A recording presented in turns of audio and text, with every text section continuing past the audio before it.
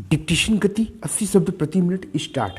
नव वर्ष के आगमन के साथ ही देश दुनिया ने एक नए कालखंड में प्रवेश कर लिया है। ऐसे अवसर न केवल एक नई उम्मीद जगाते हैं बल्कि सकारात्मक भाव का संचार भी करते हैं। महामारी कोविड-19 से आक्रांत दुनिया को इस भाव से भरने की कहीं अधिक आवश्यकता है।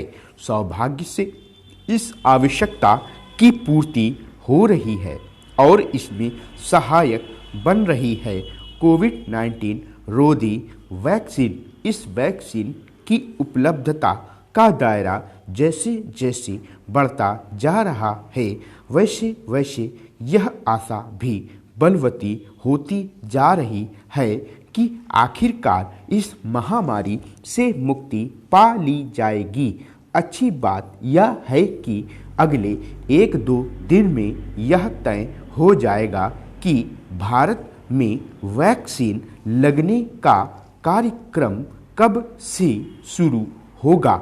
यह एक बड़ा कार्यक्रम होगा क्योंकि पहले चरण में ही 30 करोड़ लोगों की टीकाकरण की तैयारी है।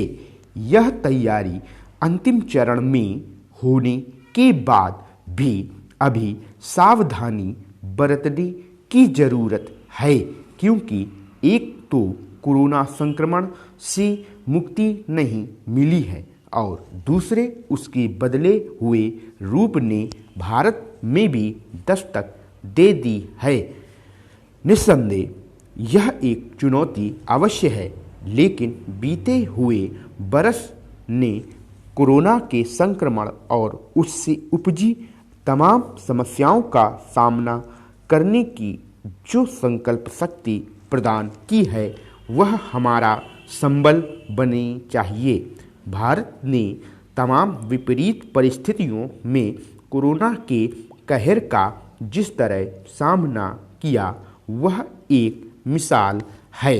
इस मिसाल को अन्य क्षेत्रों में भी कायम करने और इस तरह देश को नए शिखर की ओर ले जाने की ज़रूरत है। निस्संदेह इस ज़रूरत की पूर्ति तब होगी जब जीवन के हर क्षेत्र में संयम और अनुशासन के साथ परिपक्वता का भी परिचय दिया जाएगा। इससे ही सकारात्मकता को बल मिलेगा और हर तरह की चुनौतियों से पार पाने का मार्ग प्रशस्त होगा। यह मार्ग तब और प्रशस्त होगा जब हर कोई शांति एवं सद्भाव के वातावरण को निर्मित करने में अपना सहयोग देगा।